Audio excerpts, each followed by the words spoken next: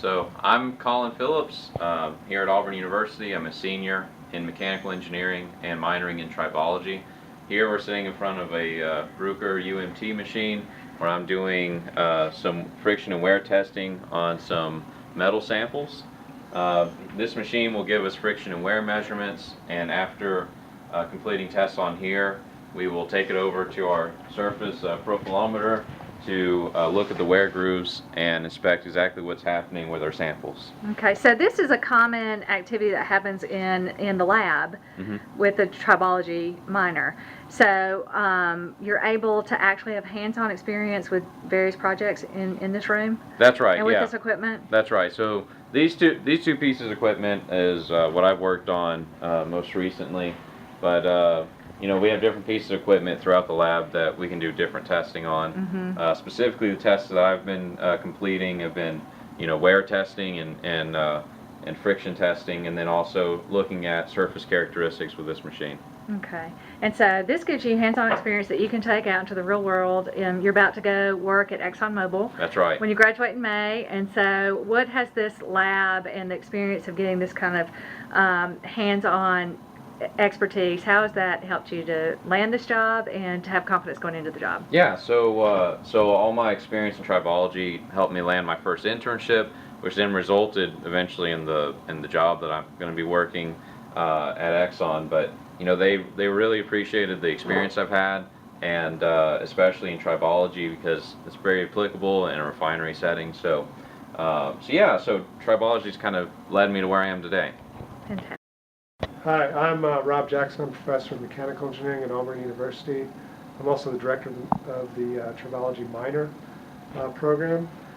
So we're in the lab here where a lot of the students get hands-on experience and before they graduate, which I think is kind of unique.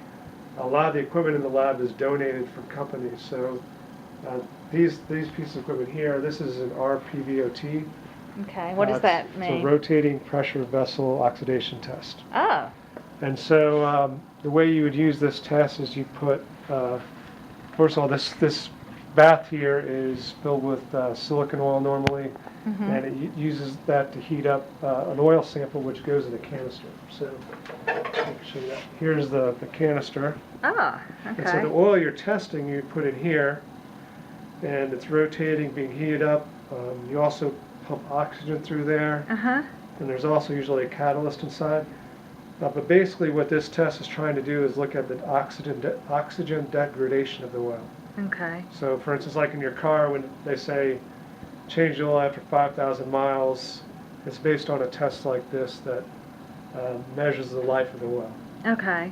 All right. Um, Is this kind of testing used in other applications besides just automotive? Anytime you want to know how long the lubricant will last for, you use a test similar to this. All right, so some other equipment that's been donated that the undergrad students in the minor use are these tests. These are pin-on V-block tests, Valix pin-on V-block tests. These are very popular in industry. So basically you're trying to measure how good a lubricant is in a friction test. And so you have this little cup here, you can put your lubricant sample in, and you place this in here, and the samples you test are actually, I don't know if you can see it, these little V blocks in this pin. And so these V blocks go in here and clamp down on the pin, and then it rotates the pin. So you're rotating the pin, the block's clamping down on it, and then you submerge it in your lubricant sample, like that. And then when the test is set up, it runs automatically where it slowly increments the clamping force until the lubricant fails. Okay. So we've had students use this to, I let them be very creative. They've done this for class. One group tested Crisco. Oh, okay, cool. Some other ones tested different automatic transmission fluids, water. They tested a wide variety of things and we're very creative with it. So, okay, so welcome to the Tribology Research Lab at Auburn University. So we do two different things here. First, We do research, so we have full-scale research projects that are funded by either federal funds or from industry, or maybe a grad student be working on a research project. But then we also have the undergraduate tribology minor students come into the lab and get their hands dirty, helping with experiments, making measurements, and also analyzing the data after they run the measurements. So I think it's a very valuable experience. Even if they're not going to do research after graduating, I think it's very applicable to an environment, an industry where they might need to evaluate the wear, friction, or lubrication of a certain application. You were telling us earlier that many companies want to hire people that already have experience. And so this is actually giving the students some practical experience working with tools and projects. And yeah, it's a very practical experience. And I know some companies have very similar machines that we have to what we have here. And so, for instance, this is a profilometer. It's used in friction and wear, but also it's used for quality control. You know, if you're making products, you want to make sure the roughness it has a certain finish on it, so you can evaluate the finish that way. So are some of these machines actually used in manufacturing facilities? Oh yeah, okay. I know something like this usually in a lot of places is. Okay. My name is Zoe Tucker. I'm a student here at Auburn University in mechanical engineering. I'm a 5th year senior, and next year I plan to go pursue my doctorate in materials engineering. Oh, good. So what I'm going to talk about just now is one of the research projects that I've done in the Tribology lab here.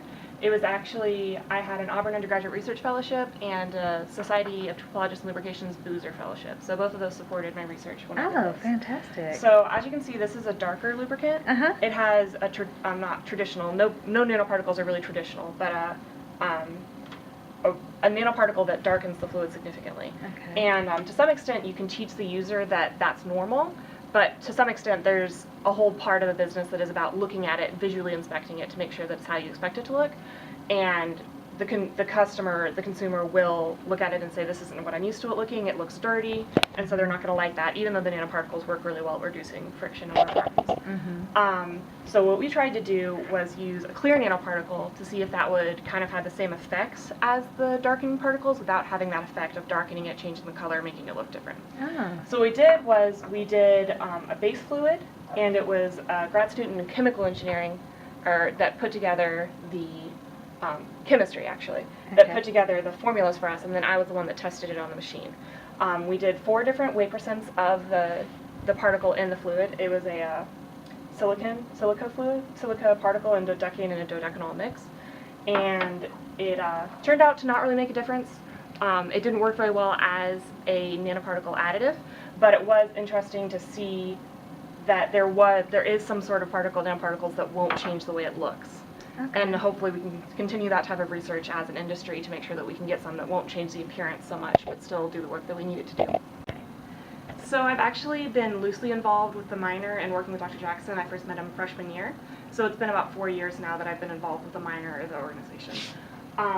I can say that it's given me a lot of opportunities that I wouldn't have found elsewhere. One of the things we do is we go to the Society of Tribologists and Lubrication Engineers conference yearly, and that's sort of a smaller conference. People know each other more, and even after just going 3 times, I started to know people at the conference. That was a little less intimidating than some of the conferences where there's so many people there that you don't know anyone. I actually sat down at a couch and randomly started talking to a lady. Turns out she was someone we'd already been in talks with about doing factory tour. So it's a very close-knit community of tribology at the conferences. One of the benefits of that was that it allowed me to rub elbow with some very impressive people in the world that felt a little more close to home. And so I think that I might not have been as likely to pursue a doctorate if I hadn't been able to meet people and say, hey, these aren't like super geniuses that I cannot compare myself to. These are just people who work hard and try their best and are like me, and that I can do that too. So it really did change my trajectory, I think, in that I was more likely to pursue a doctorate. And I've met a lot of people. My internship last summer was through the minor.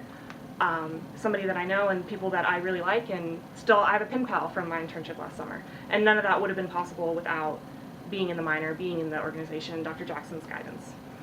Okay, so in addition to the traditional friction wear and lubrication projects, we also do some work with articular cartilage. Oh, really? Joints. This is a horse leg. So this is in collaboration with the vet school here. So one of the studies we do is we're looking at cartilage on the different joints. Mm-hmm. And different joints basically have different mechanisms. Like this is like a hinge joint. These more like clap. You could have a ball socket joint. It's like your hip, like this. And so we theorize that the cartilage on those different joints is going to be different. And it is. So cartilage is a very unique material.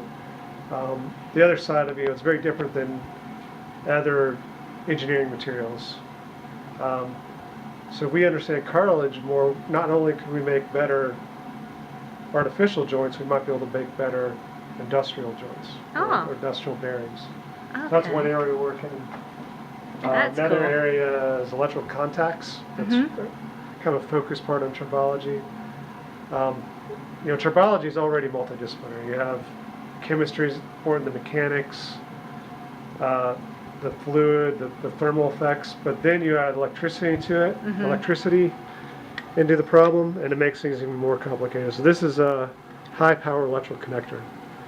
So if you have an electric car or a hybrid car, you might have something like this in it. And as we move forward and electrify our vehicles more and more, these kind of connectors are going to be more important because you have to put more power through these connectors. Like if you have a conventional, gas-powered vehicle now, you probably have very small connectors.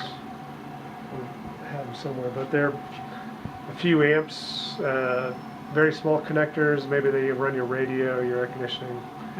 But if you're powering the vehicle, you need larger components, and they're very heavy. They're expensive. This one's actually coated with silver, and they can fail. This is probably one of the most common reliability problems in an automobile. If you have an electrical problem, it could be a connector. It's very likely. Sometimes if they just replace the connectors, it fixes the problem. So we do a lot of research on the reliability of these electrical contacts. Let's see what else we have.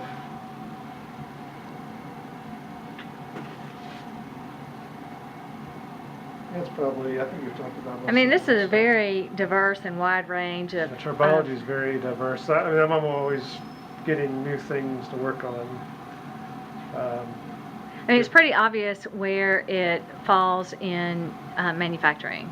We were talking earlier about robotics in manufacturing and how important tribology is for that, and then also contact surfaces and things like that. So, anytime you have interactions between surfaces, I mean, like I said, even the electrical connectors, bearings, any mechanisms that's picking things up and moving things around, it's very important. So it's all over the place.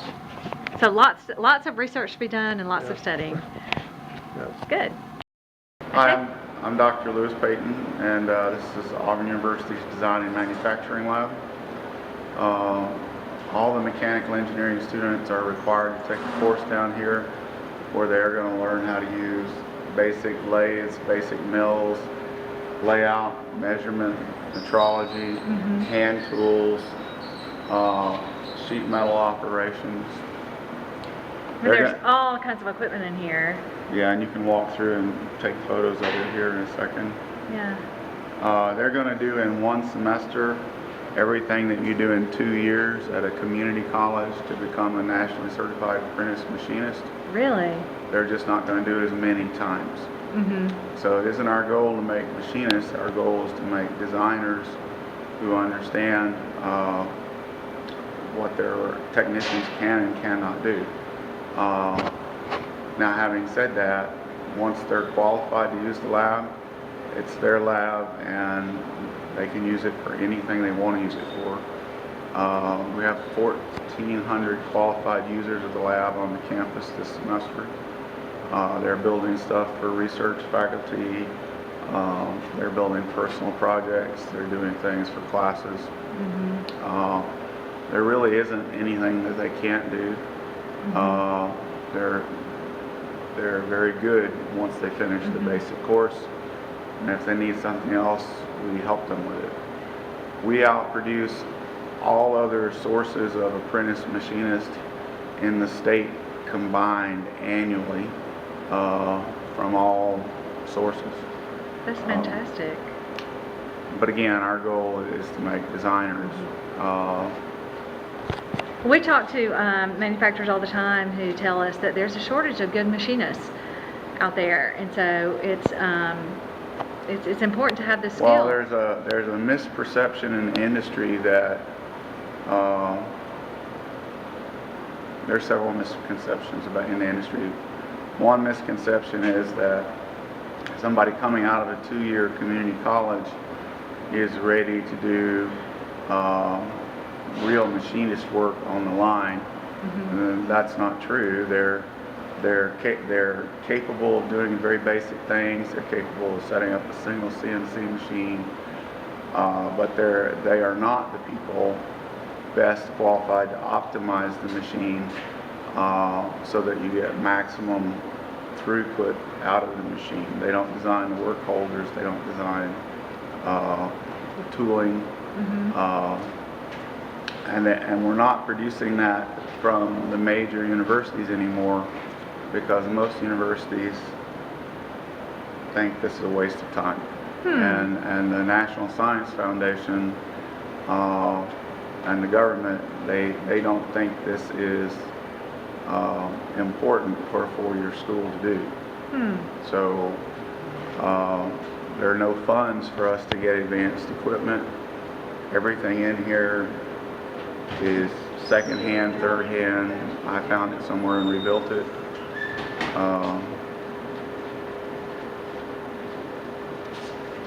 That's It pretty is cool. difficult to imagine who's going to build the next generation of machines when the colleges don't even have, not even several generations old machines to teach with.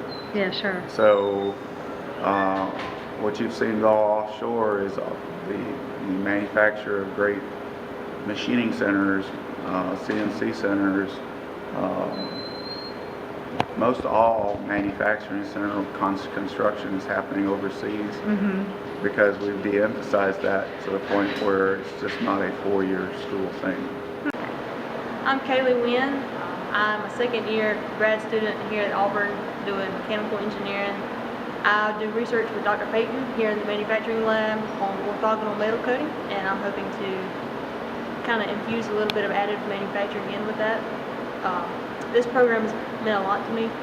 It has helped me understand more than just books and all that kind of stuff with other classes, but being here under Dr. Payton and in the lab has really taught me more hands-on things. It's taught me how to be more creative. It's taught me how to solve problems a lot more, things like that. That's wonderful. And what do you hope to do when you finish school at Auburn? Honestly, I'm not sure. I'd love to find a job somewhere in manufacturing. Oh, good. Work my way up in the plant, work my way up in the company, and really kind of help design, do more design work, whatever product they're working on, trailers, anything like that. And this is what Dr. Payton was saying, what made a difference in this program is he's teaching students how to be designers and not just machinists. Yes, ma'am. So- Here in this lab, what we do is we teach the students how to use machines, but the biggest thing behind that is to teach them how to design so somebody else can use them, so they don't make impossible designs, but they make realistic projects.